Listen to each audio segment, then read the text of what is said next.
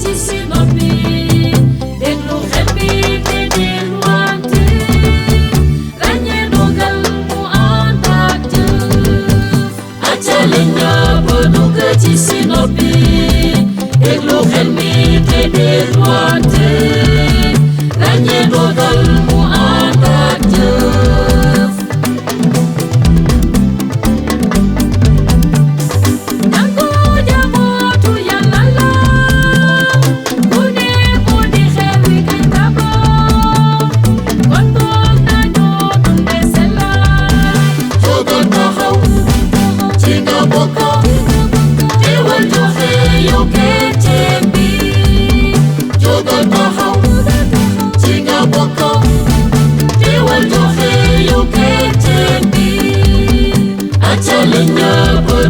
ci si noppi déglu xel mi te dégluwante ràññee dogal mu ànd ak jëf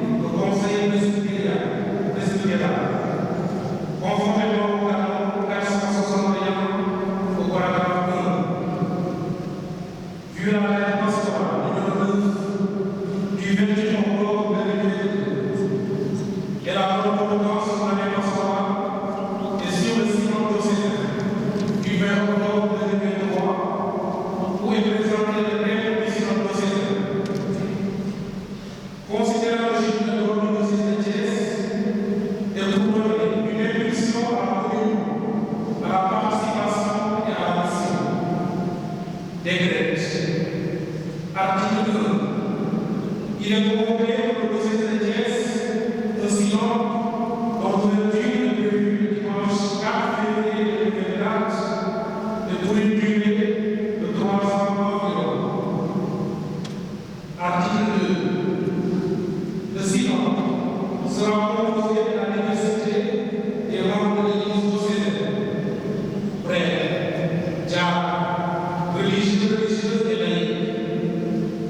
Les modalités de l'élection sont précisées dans la note jointe présentée. Article 3. L'abbé Charles Benty est nommé secrétaire du synode diocésain. Article 4. L'Assemblée synodale sera installée lors de la présidence du 4 février 2024. Au cours de cette installation, et à l'application du canon 833. Tous les membres de l'Assemblée synodale feront confession de foi. Le synode, article 5, se déroulera en session de travail par an, auquel participeront tous les membres de l'Assemblée synodale. Le règlement intérieur précisera les modalités de travail de ces membres. Les dates et les négociations sont communiquées en temps opportun. Article 5. Le synode s'achèvera par une célébration solennelle à laquelle tous les fidèles du diocèse sont invités. Article 6. Le présent décret, qui permet d'apporter à la bonne signature, sera lu et affiché dans les paroisses et les services diocésains. Fait à Thiès le 25 janvier 2024, signé Monseigneur André évêque de Thiès, l'abbé de Oscar Bagarre, chancelier. Nous avons décidé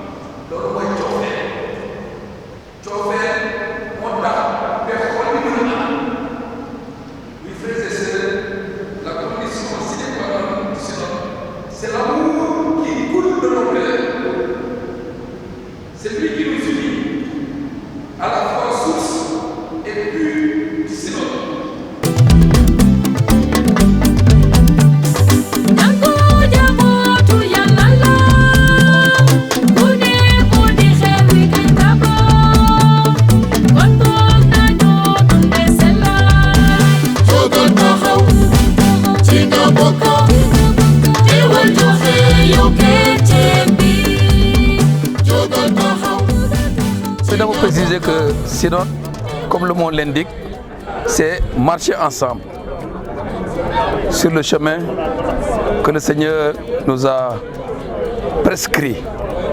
Marcher ensemble. C'est cela le sens du synode, pour accomplir notre mission. Et nous voulons rythmer ce marché ensemble par les verbes dont vous avez parlé. D'abord écouter, discerner, décider et agir. Ce sont les 4 étapes du synode, pour ainsi dire.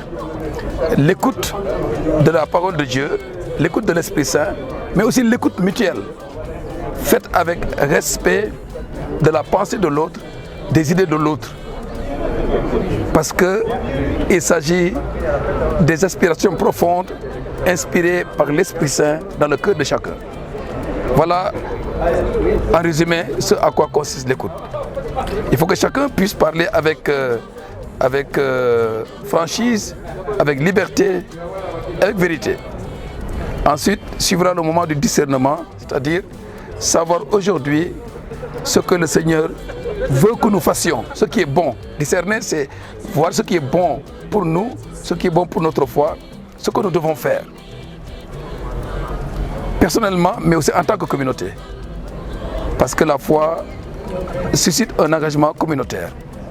Même si elle a une dimension personnelle de rapport avec Dieu, elle a aussi cette dimension communautaire parce que nous disons, nous croyons.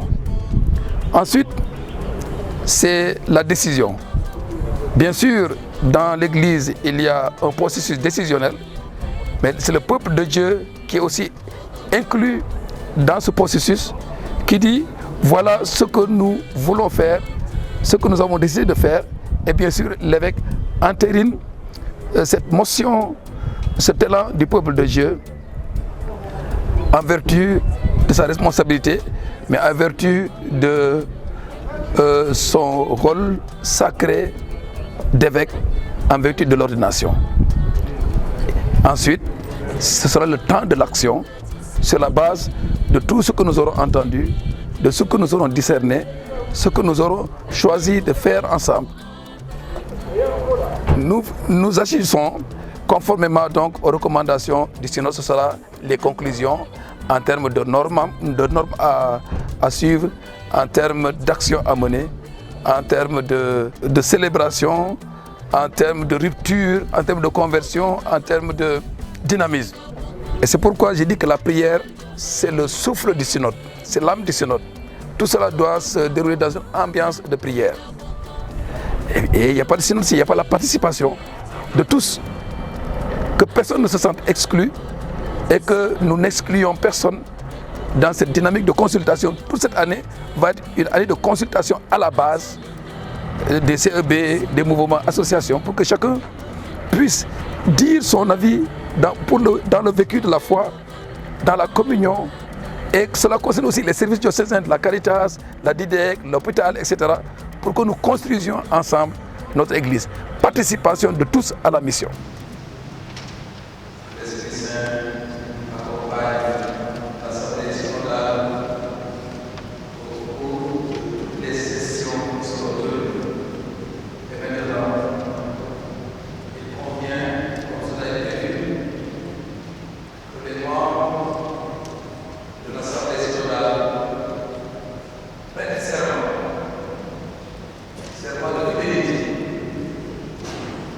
à l'Église, sa doctrine, à la foi et à la communion fraternelle.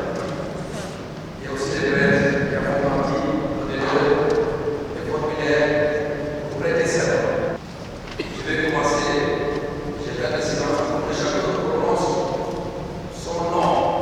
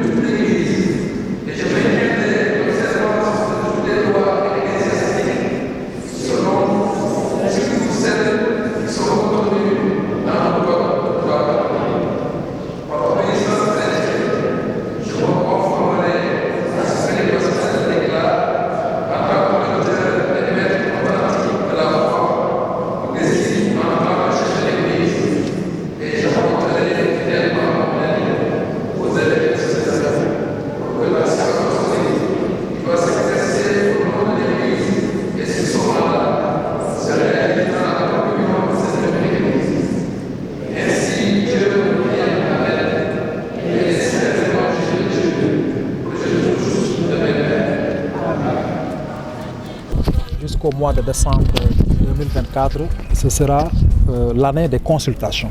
Donc en paroisse, dans les doyennés, nous aurons comme travail de répondre aux questionnaires. Et lorsque ces questions auront déjà été répondues, il y aura des synthèses qui seront faites dans les paroisses, dans les doyennés. Et c'est seulement après cela qu'à la seconde année, nous allons commencer les assemblées synodales, les mini-sessions, et le travail va se poursuivre ainsi jusqu'à la clôture. Pour bien mener à bout le travail du synode diocésain, il y a les moyens humains, mais il y a le moyen matériel. Donc le moyen humain, c'est au niveau des théories, nous avons travaillé pour effectuer un document, nous avons beaucoup réfléchi. Ensuite, il y aura des enquêtes, tout le monde sera impliqué. Réfléchir, partager, s'écouter dans la patience, dans la solidarité, comme l'évêque l'a dit. Mais l'autre aspect, ce sont les moyens. Parce que les gens devront se déplacer pour venir. Il y aura des experts pour tenir des conférences parce que le synode a un aspect de formation. Donc il y a beaucoup de questions matérielles qui sont liées au synode. Et c'est pourquoi son Excellence a essayé de demander de l'aide au niveau de l'Église universelle. Mais nous devons contribuer à la prise en charge des dépenses. Le secrétariat va se rencontrer pour voir concrètement quelle participation nous allons demander aux paroisses et nous allons soumettre à son Excellence nos propositions. Mais déjà que chaque paroisse, que chaque chrétien se dise qu'il doit contribuer financièrement à l'organisation du synode. Donc il y aura des propositions très concrètes qui seront annoncées aux paroisses, aux curés, dans les doyennés, dans les structures, et que chacun de nous en tout cas se tienne prêt pour contribuer. L'évêque dans sa prédication a demandé aux chrétiens d'avoir du temps pour Dieu. Donc pour faire le travail du synode, il faudra d'abord trouver du temps. Et cette demande est d'abord adressée aux participants, mais également à tous les chrétiens dans les CEB, dans les mouvements, parce qu'il faudra prendre le temps de répondre aux questions du synode. Donc le temps et la disponibilité. Il faudra également de la persévérance, parce qu'il ne faut pas que la dynamique du synode soit coupée. Le synode a été ouvert, mais la dynamique doit se poursuivre jusqu'à la clôture, et même après le synode, il faudra la mise en œuvre des décisions que l'évêque va prendre à travers des actes qu'il va signer. Donc c'est une continuité. Et chacun doit s'y engager vraiment avec beaucoup d'esprit de disponibilité et de sacrifice, de persévérance.